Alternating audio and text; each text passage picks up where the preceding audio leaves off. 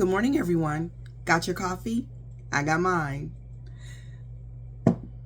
So listen, yesterday I had the weirdest dream about the library pantry. I had this dream that this unhoused man came to the library pantry and he went on the food side and he took everything out of it and then he climbed inside of it and refused to come out. And I wonder what my subconscious is trying to tell me. It was such a weird dream. Anyway, okay, enough of that. I need to say thank you to Xanthia. Xanthia, thank you so much for helping out with the library pantry and hearing that call. And thank you so much, T. Taylor. Same thing. I'm not going to do an order today. I'm going to hold off until Monday kind of to see what kind of comes through because we kind of need a few things. So I'm going to hold off on that order, but we are going to be ordering real soon. Very soon. Anyway, listen, trigger warning. I hate having these conversations, but we need to have them because if we don't have hard conversations, we are not aware of things and we don't talk things out that need to be talked out, and we do not stay on our P's and Q's. You know what I'm saying? We don't.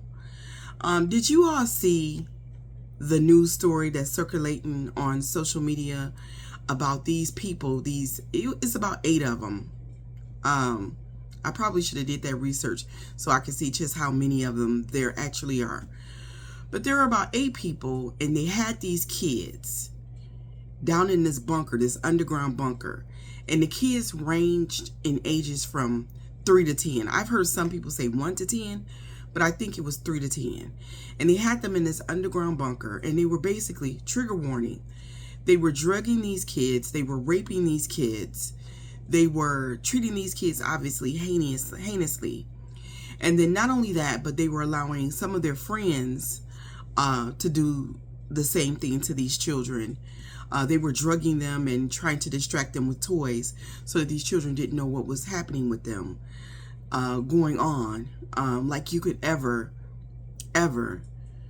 not know that your body is being abused or violated. Those memories come back. Trust me, they do. And they were also allowing strangers to go down there and rape these children. And my husband and I bring it up because we were having a serious conversation last night about the way of the world and about how unsafe children are, especially here in America. In America where a strong argument can be made for we lead the world in child sex trafficking. We're definitely in the top 3 here in the U.S., in the United States of America. And a lot of people find that hard to believe because you think that it would be some brown nation, one of those nations that Donald Trump described as a shithole country, but it's not. Now, don't get me wrong. There are white men here in America that will go to those brown countries with the sole purpose of raping children. They feel safer doing it there. These children are being sold. It's common knowledge. Over in my travel group, a sister was talking about something that she saw with her own eyes, how she was on a beach and she just stumbled across the beach. She didn't know what was going on. This isn't her country. And she sees, there's an abundance of white men on this beach, And then the next thing you know, she notices all these little brown children. And so she starts to pay attention. She puts down her book and she starts to pay attention. And these white men are interacting with these brown children. It goes on. It happens. But anyway, back over to this story. And I believe that sister. Back over to this story. So it got my husband and I, into a really, sad conversation about what is going on here in America with child sex trafficking. Then there was another story. I don't know if you heard this one, but these children have been rescued. A white man, goes inside of a furniture store and he asks for something very specific. He asked for 4 triple bunk beds. 1, 2, 3, 4. That stacked up. He needed 4. And he told the salesperson he needed to be able to fit something like 36 children inside these 4 triple bunk beds. I believe that was the number. I could be wrong. And obviously that got the salesperson very suspicious. They became suspicious. And so they said, well, we don't have those here on hand, but we can order them for you. And he took down the man's address, to which, and then he searched his name. He was on the sex offenders registry as a pedophile. And I say that to be specific because you can get on the sex offenders registry just by urinating out in public. So you have to be specific. And anyways, he finds his name on the sex registry, sees what he did, and then he looks up the address of the house and notices that it's a very big house and all the windows are blacked out. And then some people found the address after this story broke, and they went to the house. And the house, it's a nice house in and of itself. Very nice suburban house. You know, you would never know the horrors that were taking place inside if you did not pay attention. So you would just think that someone was very hyper vigilant when it came to home security. Cameras were everywhere and security bars were everywhere. And these kids couldn't escape through windows or doors. And they did a welfare check, and these children have been rescued. And this man too, he had people going in the neighborhood, in the community, paying to rape children. You know, when I was a child and I was going through the childhood trauma that I was going through, I felt like it was only me. You know, I didn't tell anyone for a long time because all the kids around me seemed to be living these normal existences. And I experienced so much shame, just so much shame. And how do you tell someone that something horrible is happening to you and you can't even articulate it, you know, because you don't know what it is. And I felt so alone, you know, in it. And I felt like my perpetrator, this predator, this child predator, had more power than all the adults around me combined. I had something inside of me knew that if I told, that somehow, I don't know how, but somehow I knew it was going to get worse for me. And considering how when I told what happened as a result of that, I wasn't wrong. There's no telling what would have happened to me because, like a lot of you know, when I told my mother, she called me a liar, and this man was already out of the house. He had already left her for another woman. Out of the house, and she still for years called me a liar. So that lets me know he didn't even have to defend himself. And in a sense, she took his side. And that let me know that I would have been in it by myself. There would have been even more resentment, more bitterness, more anger, more resentment, you know, from her. It would have been, I think it would have been worse.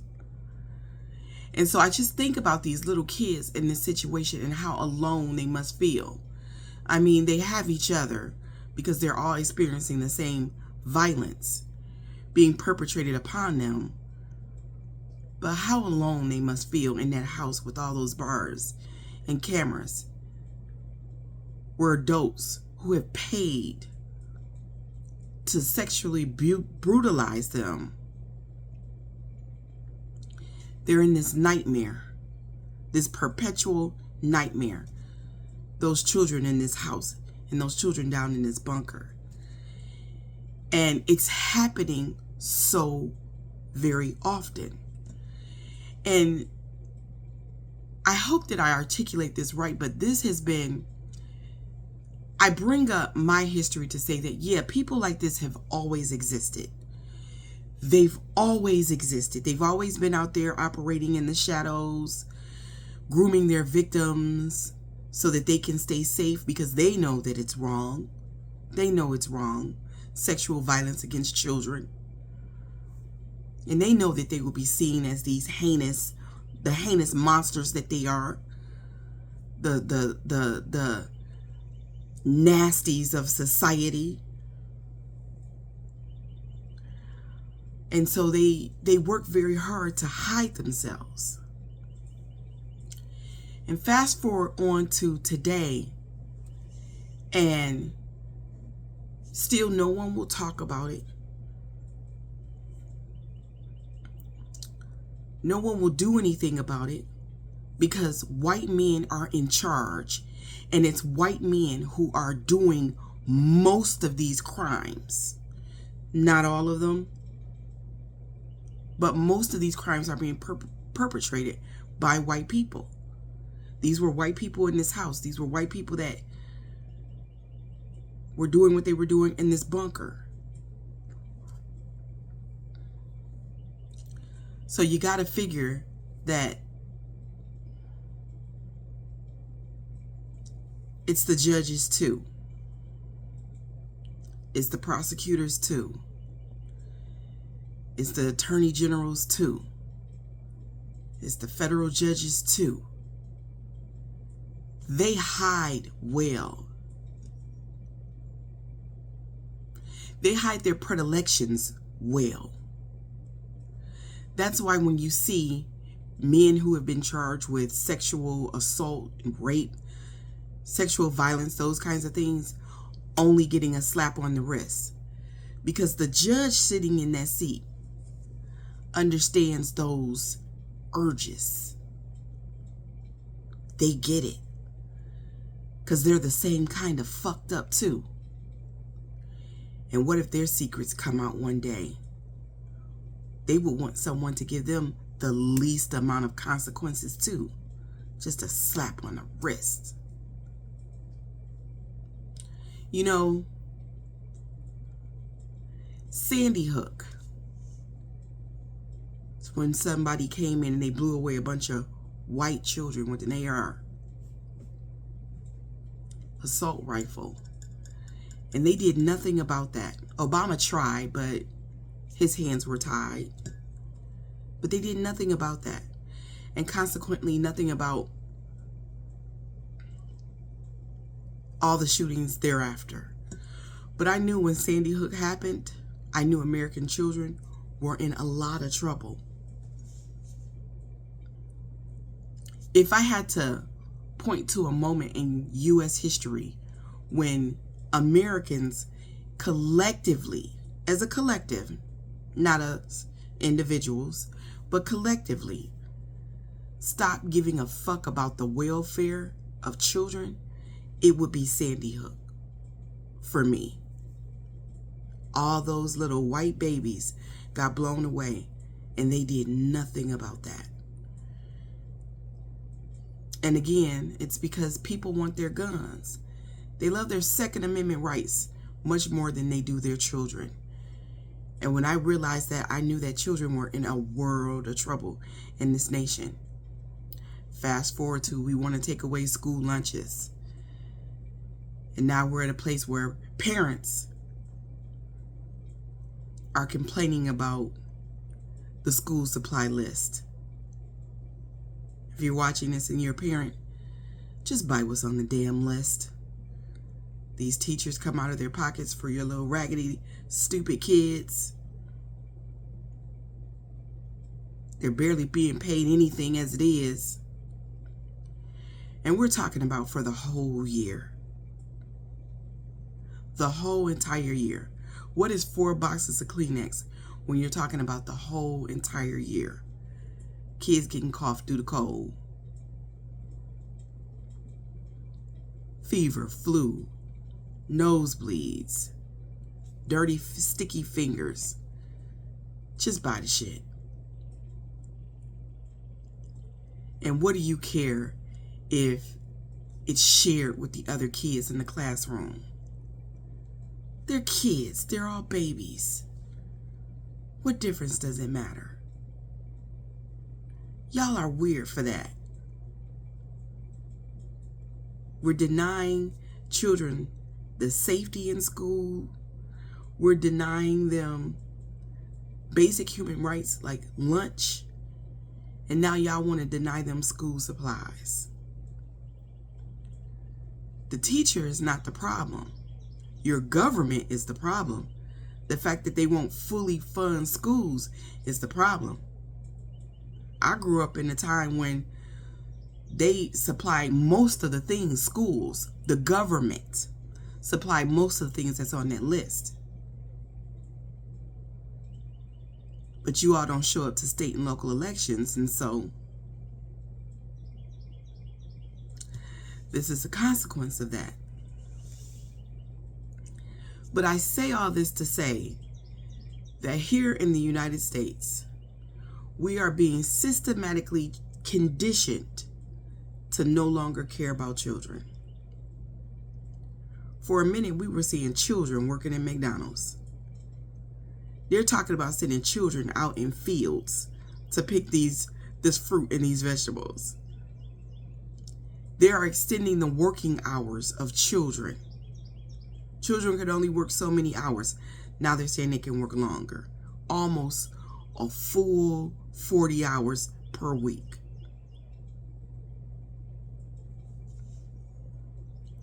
When we stop caring about children, what I'm trying to say here, whether you are kind of down on the bottom of that scale and you don't want your school supplies that you bought for your kid to be shared with the other kids, or whether you way high up on that list of not giving a fuck about the kids, to where you're not caring whether they're being raped, molested, sexually terrorized, and we're looking away.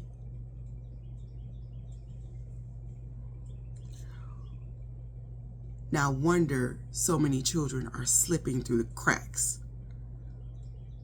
School to prison pipeline. Child rape.